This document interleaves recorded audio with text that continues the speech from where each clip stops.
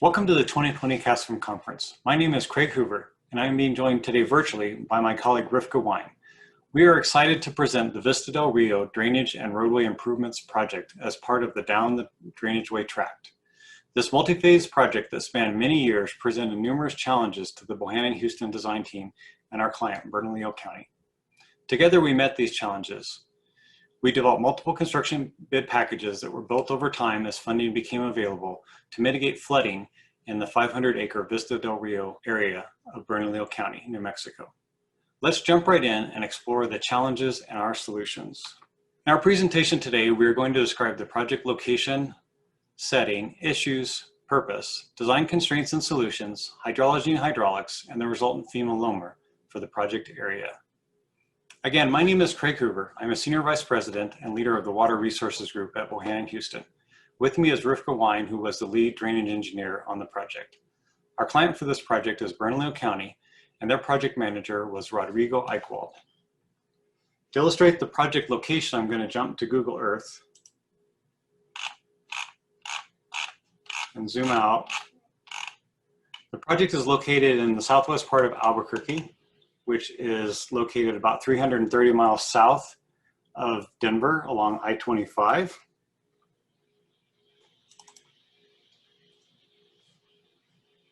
And the project is located to the west of the Rio Grande, which is the fourth longest river in the United States. It's actually 300 or so miles longer than the Colorado River. Again, located in the southwest part of town, in an unincorporated area of the county, west of the river, and the area is bounded by a levee that protects the area from flooding from the river, but then also creates some issues of getting water from the land side into the river, which we'll discuss a little bit more later. So jumping back to the presentation, talking a little bit more about the project setting. Again, Albuquerque is located south of Denver, and to the immediate east of Albuquerque are the Sandia Mountains. The climate of Albuquerque is similar hydrologically to Denver in many ways, although we're a little bit cooler in the summer and a little bit hotter in the summer and a little bit cooler in the winter. But again, we're pretty similar to Denver from a hydrologic standpoint. With the Sandia Mountains rising about 5,000 feet above the city to the east, Albuquerque is at a mile high, although we weren't smart enough to market ourselves as the mile high city like you were in Denver. And given the mountains to the east, the slopes are relatively steep in much of the city from a hydrologic standpoint, except for in the valley floor, which is where our project is located, where the slopes are very, very flat. So some of the project issues: the area was developed in the 1940s, and prior to our project, the area did not include sufficient roadway or drainage improvements. There were no drainage improvements to speak of, and as I said before, the area is very, very flat.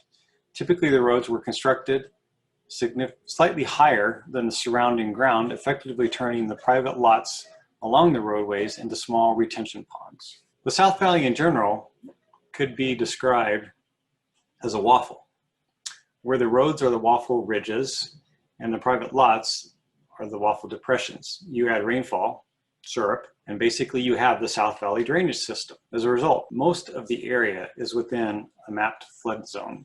The area is protected from flooding by the river by the Rio Grande levee system. In this picture, the Vista del Rio area would be located off to the right, and then off to the left is the river, and then you see the levee in the middle of the picture that protects this low-lying area from flooding from the river. To the northeast of the Vista del Rio area is an area called the Sanchez Farm Open Space and Pond. This area was created by Bernalillo County with the intent of collecting runoff from the Vista del Rio area as well as area to the north. However, getting water from the Vista del Rio area to the Sanchez Farm Pond proved most challenging because of the lack of elevation drop from the Vista del Rio area to the pond. Again, did I mention that the area is really flat? So the project purpose was to develop long-lasting, environmentally friendly, resilient alternatives to drain the area and remove the homes from the floodplain. Pretty simple, except for the fact that the area is flat and like a waffle. But wait, there's more. In addition to the flat terrain, there are numerous utility conflicts and limited right-of-way. The flat terrain dictated that the slopes of the storm drains were typically 0.05% or flatter in many cases. There are also water, sewer, and gas lines within the narrow roadway and right-of-way corridors. The groundwater table is also very shallow, which limits the size of potential storm drains and also limit the depth of the proposed additional detention pond for the project. Now that I have set the stage, Rifka is going to describe the design solutions that our team developed to mitigate all of these issues and meet the project's purpose. Thank you, Craig. In addition to the storm drain improvements, the water lines and sewer lines within the community were updated in coordination with the local water authority, and all residential streets were repaved with the addition of rolled curb, providing residents with critical infrastructure for years to come. Overall, the project installed approximately 19,000 linear feet of new storm drain pipe ranging in diameter from 18 inches to 66 inches. Over 13,000 linear feet of utility relocations, over 22,000 linear feet of roadway, a new 16 acre-foot detention pond, a pump station, and 2,000 linear feet of 8-inch force main pipe. Due to the very flat terrain, there was not positive drainage to the roadway in the pre-construction condition.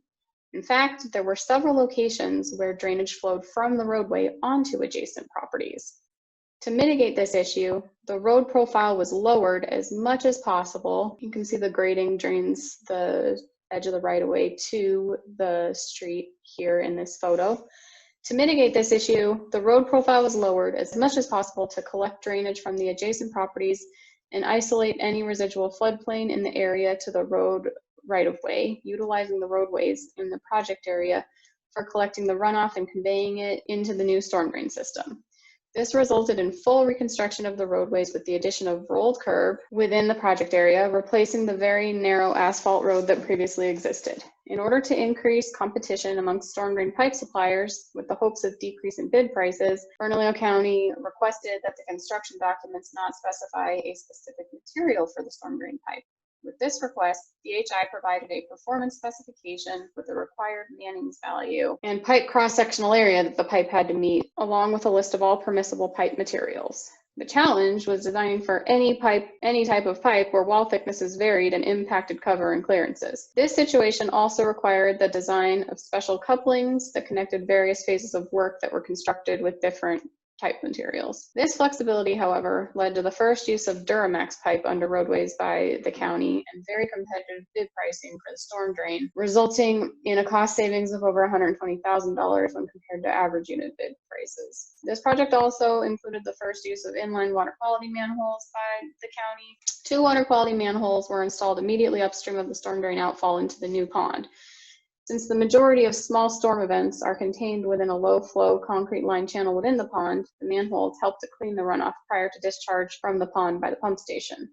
Updates to water lines and sewer lines within the project limits were performed in coordination with the water authority due to the large number of utility conflicts created by the installation of the storm drain system in a very narrow right-of-way and the flat slopes that made vertical adjustments to the storm drain profiles next to impossible. Rather than performing hundreds of isolated utility relocations, the water authority decided to relocate and replace the majority of the lines within the project area to better fit with the corridor and eliminate conflicts with the storm drain lines. The replacement of the utility lines will also minimize impacts to the new roadway by minimizing and delaying potential utility repairs in the project area. As you can see in this photo, there's a sanitary sewer line on either side of the new storm drain. Although the existing right-of-way was too constrained in most locations to add bike or pedestrian facilities, enhanced multi-use facilities are provided at both Sanchez Farm Pond and at the new Vista del Rio Pond, with opportunities for trails around the ponds, community gardens, and open space activities.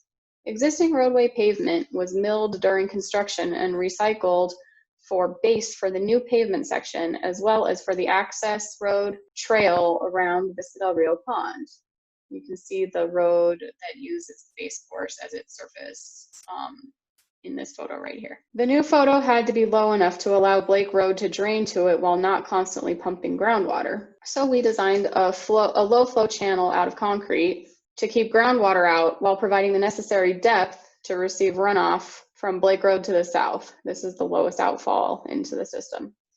Existing soil within the pond area was used for topsoil to support plant growth In the upper terrace of the pond, there are geese snacking on the newly revegetated upper terrace of the pond in this photo. Now we're going to talk about the hydrology of this project a little bit. Previous studies for the area used a general land treatment recommendation of 72% impervious when performing runoff calculations for the typical lot size in this area. For this project, impervious percentages were reanalyzed in ArcMap using GIS database that we had produced for the county to define areas for all buildings, roadway areas, and drive pads from our design plans, and impervious areas in each lot from a field review. All impervious areas delineated are shown in pink in this photo. The StructureScape project that delineated the impervious areas allowed a much more accurate assessment of the actual amount of impervious area in the watershed. The results of the reanalysis showed a range of impervious land treatment from 9 to 42%. This improved methodology provides a more accurate estimate of flow reaching the storm drain system, which allowed the size of the storm drain pipe and the pond to be optimized, saving Bernalillo County money while still achieving project objectives of reducing flooding and floodplain extents. As we've already mentioned, this is not your typical storm drain. The storm drain system includes multiple ponds with pump stations. Due to the extremely flat terrain, loop design, and shallow ground water depths, the storm drain system was modeled using dynamic wave routing in order to allow bidirectional flow between the two ponds. The loop system was necessary to prevent flooding in the center of the project area. This area is called the Baca Circle, where the ground elevations were the lowest. A detailed hydraulic model using SWMM was developed to establish hydraulic grade lines throughout the project area and ensure the maximum water depth at any location during the 100-year storm event was contained within the right-of-way. The complex interconnected network of pipes with 2 ponds and pump stations. This is the Sanchez Farm Pond up here, and the new pond that we designed as part of the Vista del Rio Drainage Improvements Project is located right here. The complex interconnected network of pipes with 2 ponds and pump stations and bidirectional flow, compounded by the low point in the system being in the middle of the neighborhood, required careful hydraulic modeling and fine-tuning of pipe, pond, and pump sizes and elevations. And now I'll open the SWMM model to show you some of the hydraulic modeling results. So first I'll open the study area map to show you the pond locations and the pump stations and give you a general sense of where we are in the project area. So this brown river over here is the Rio Grande, and this area that you can see the pipes and nodes in is the project area. This pond right here is the Sanchez Farm Pond, which is an existing pond that is already used as a community garden and has trails in it, and it has groundwater in it pretty much year round. And it is drained by a pump station. You can see the pump station in the aerial photo here. And it discharges to the river over here. We designed all of this new storm drain throughout this area in this model, and we also designed a new pond and pump station to drain our project area to the riverside drain right here. And there's a couple of looped areas in this model that were required in order to allow the water to go in multiple directions to keep it underground and within the right of way. And so this area right here, this is the Nito Circle, and there's pretty much a loop system right here. So the flow splits and can go multiple directions around this circle and then drain to the pond in 2 different directions. And the flattest part and lowest part of the project area is here in the Baca Circle, and we really had to pay attention to make sure that water wasn't coming out of the system here and flooding the private properties along the Baca Circle. Did we mention that this project area is flat? So even though this profile looks like there's a lot of vertical drop here, I just want to give you a sense of how exaggerated this profile is. So we have only about 4 feet of fall from the top of our pipe at the Sanchez Farm Pond down to the low point along Perry Road where we have flows joining to go into the new Vista del Rio pond. And so the invert from Perry only drops about 3/4 of a foot over a distance of about 1,500 feet. So that's about a foot of fall for every 2,000 linear feet of storm drain. And the lowest ground elevation is right here in the middle of the project area that we really had to pay attention and make sure that the water wasn't surcharging there. This area, you can see there's water already in the model at the start, and that is the groundwater elevation that was measured in Sanchez Farm Pond. And at this location, we designed a tide flux valve at the end to keep the flow in Sanchez Farm Pond from backing up the new storm drain system. You'll see that when I run the model. And now I'm going to show you what this model looks like when it runs. And so you can see we start filling up the storm drain at all different points throughout. And we're going to pay attention to the low ground here. And you can see the HGL gets very close to the ground surface elevation at this location, but water's getting pumped out in multiple locations, and you can see the flows going both directions in this system.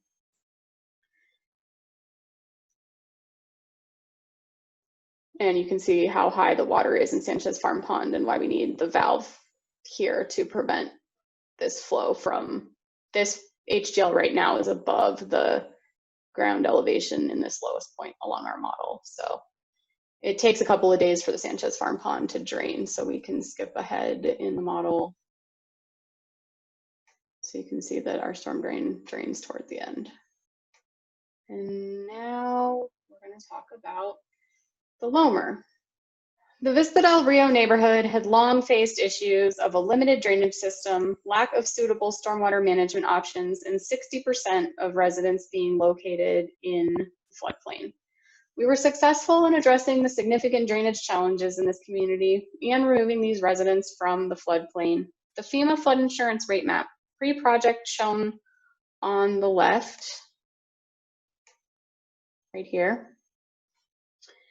was revised to reflect the loamer effective October 2018. And you can see that this zone AH here, which is a big ponding area that covered about 90 acres and 50 homes, and it was reduced to just the new pond footprint right here, shown on the revised map.